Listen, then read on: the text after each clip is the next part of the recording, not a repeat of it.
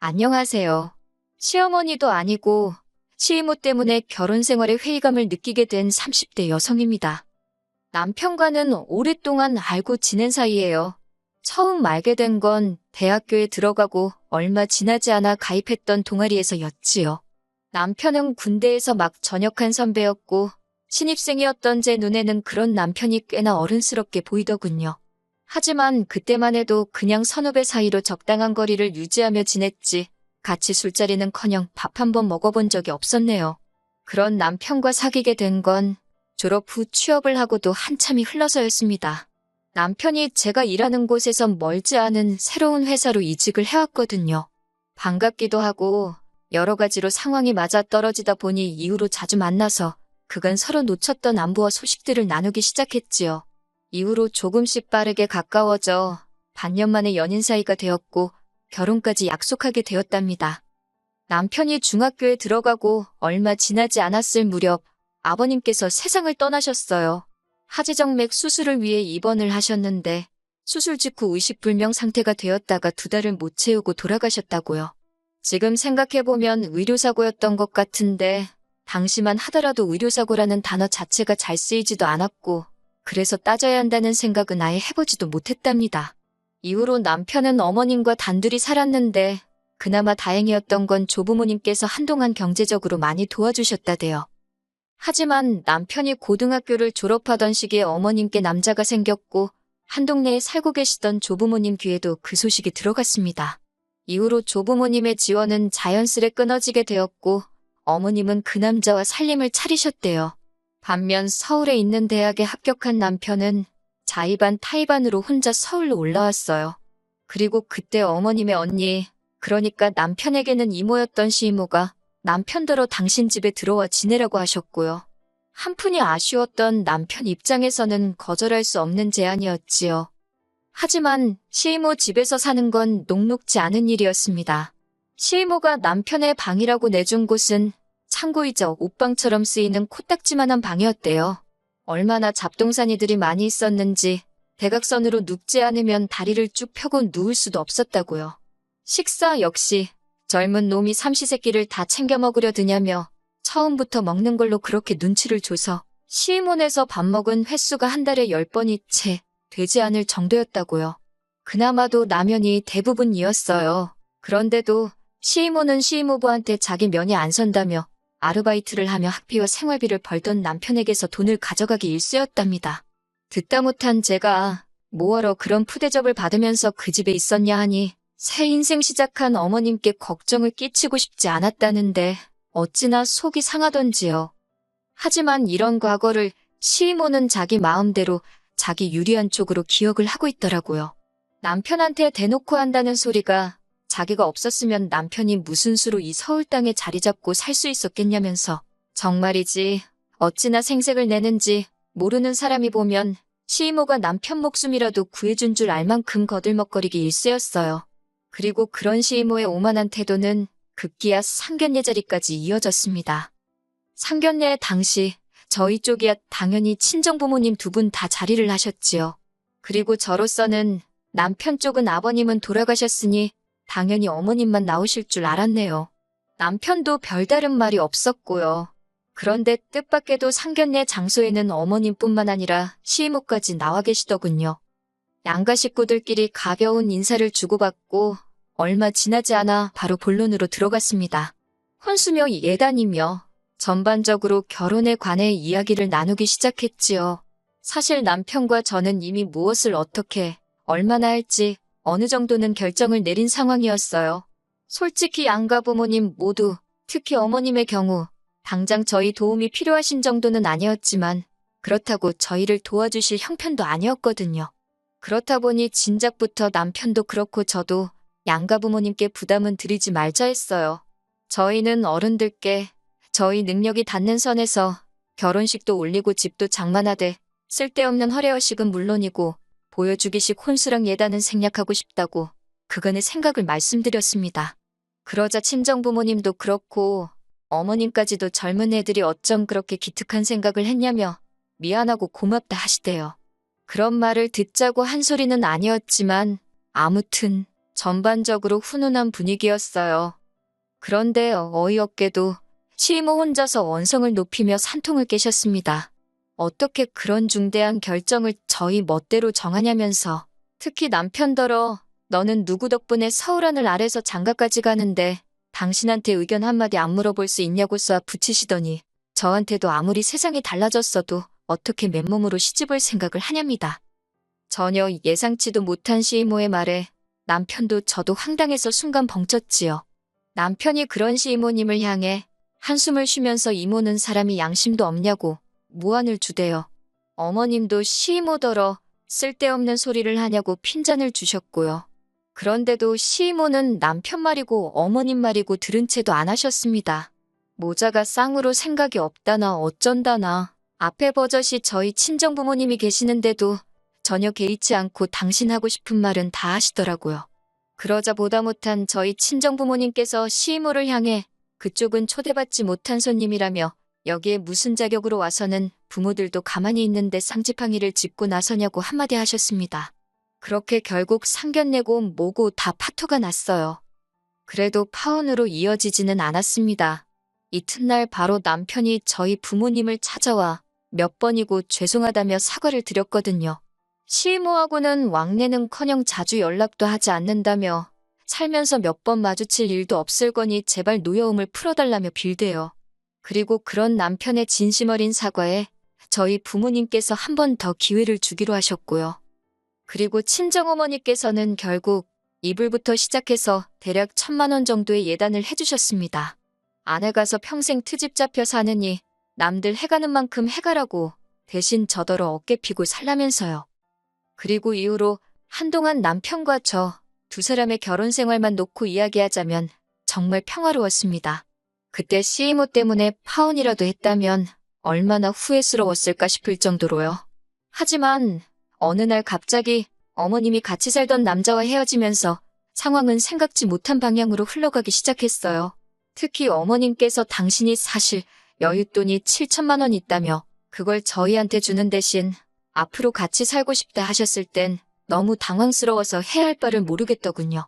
하지만 상황은 생각보다 싱겁게 종료되는 듯 했습니다. 어떻게 해야 하나 고민하던 저와 달리 남편이 나서서 단박에 싫다 했거든요. 이제껏 따로 잘 살았는데 갑자기 왜 살림을 합치자는 거냐며 어머님더러 그 돈으로 차라리 당신 살 곳을 구하라 했다대요. 어머님은 몹시 서운한 눈치셨지만 남편이 완강한 태도로 버티니 어쩔 수 없다는 듯 알겠다 하셨다고요. 그리고 저는 그때만 하더라도 어머님께서 사시던 동네 그 어디쯤에 당신의 거처를 마련하실 줄 알았습니다.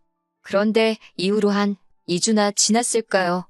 어머님께서 저희 신혼집에서 차로 10분 정도 걸리는 곳에 반월세로 집을 얻으셨다며 이사를 오셨네요. 그런데 이 소식을 알게 된 시이모는 이때다 싶었는지 또다시 이러쿵저러쿵 간섭을 시작했습니다. 자식 새끼가 길바닥에 나앉은 것도 아닌데 왜 어머니를 안 모시느냐며 니네 엄마는 해도 잘 안 드는 집에 살게 해놓고 니들은 밥이 목구멍으로 넘어가냐고 당장이라도 안방을 내어주라는 둥 어쩌라는 둥. 정작 어머님께서는 아무 말씀도 안 하시는데 시이모 혼자서 열을 내더니 순식간에 저희를 천하의 불효자로 만들더군요. 그뿐만이 아니었습니다. 이후로도 시이모는 걸핏하면 저더러 어머님 댁에 반찬을 해다 주라던가 가서 빨래를 하라던가 정말이지 별의별 잔소리를 해댔어요. 사실 어떻게 들릴지 모르겠지만 한창 직장에서 이리 깨지고 저리 깨지며 일하고 있는데 그런 전화까지 받으면 하루 종일 기분이 더럽거든요. 그래서 나중에는 일부러 전화를 안 받고 문자에 답장도 늦게 했네요.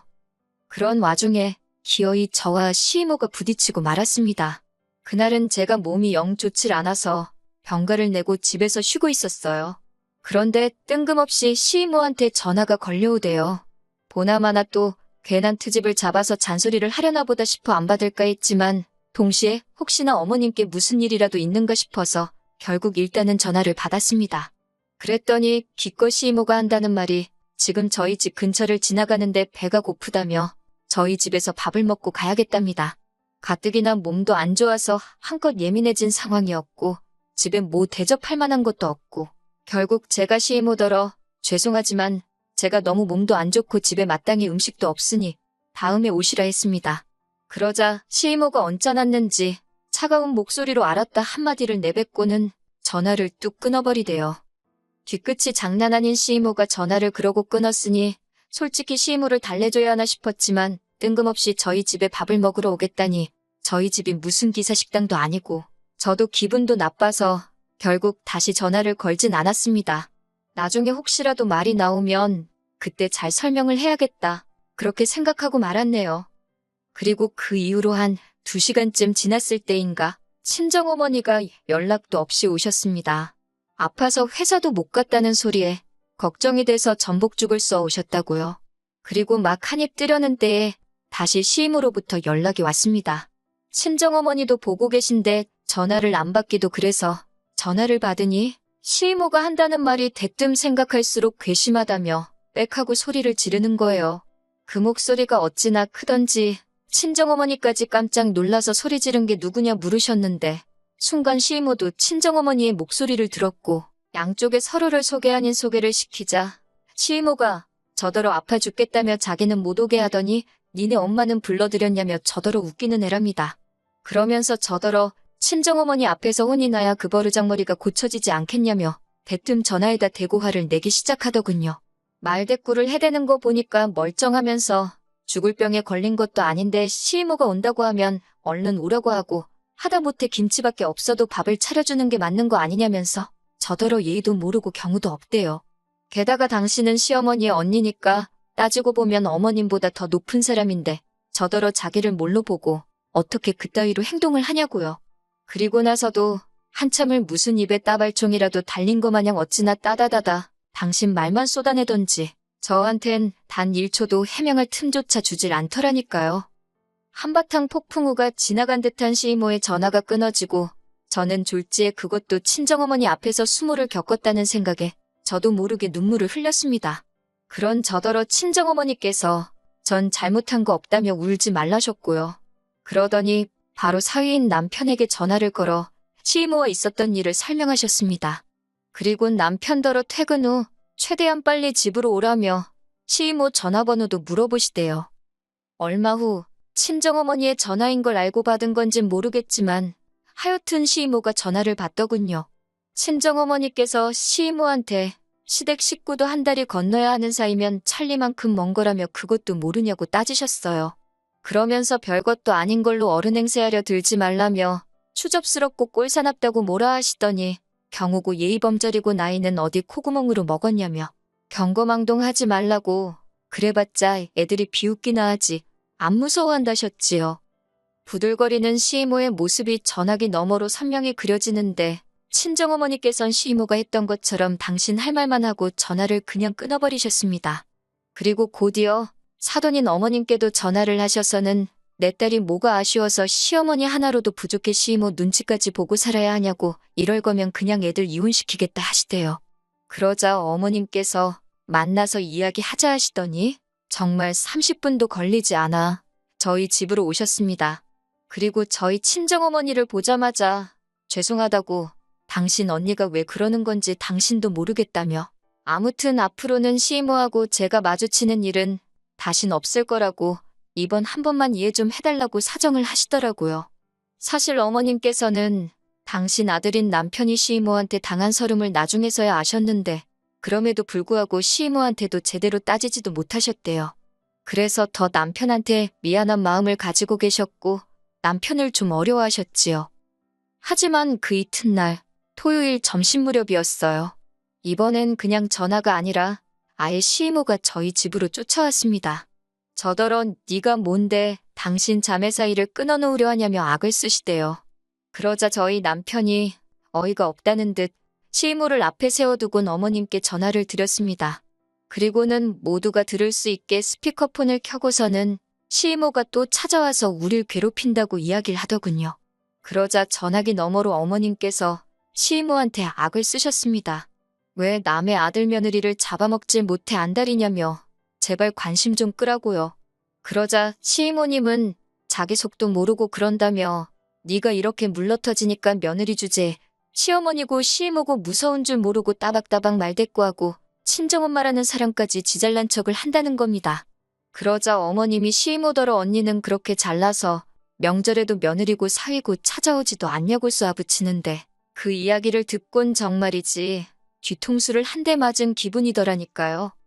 그리고 이후로 한 일주일이나 지났을까요? 친정집으로 시이모가 한 회의 과일에 꽤나 바리바리 선물을 보내셨더군요. 그리고는 장문의 문자로 당신이 나이 먹고 괜한 주책을 부렸다며 막말해서 미안하다. 마음에 담아두지 말랍니다. 자기는 저희 부부랑 잘 지내고 싶다나요. 솔직히 어디까지가 진심인지 모르겠더라고요. 하지만 결론부터 이야기하자면 일단은 그렇게 상황은 일단락 되었습니다. 친정어머니께서 말씀하시길 어찌됐건 시이모란 사람이 먼저 숙이고 들어온 만큼 당분간은 별탈 없을 거라셨지요. 솔직히 완전히 상황이 나아진 건 아닙니다. 더는 말을 안 해서 그렇지 누구 하나 개운한 사람은 없는 것 같거든요. 시간이 해결해줄 문제가 될지 금세 얼마 못 가 다시 반복되는 일일지는 지켜봐야만 알겠지요. 그래도 일단은 한 곱이 넘겼다 생각하고 지내고 있습니다. 솔직히 어머님한테는 유일한 혈육이나 다름없으니 저 때문에 두 분이 어색해지는 것도 싫고 그리고 자매끼리 평생 안 보고 산다? 적어도 저한텐 불가능한 일처럼 보여요. 그냥 어머님은 시이모와 잘 지내시고 저는 시이모 앞으로도 계속 이 정도 불편한 사이로 살 수 있으면 좋겠습니다.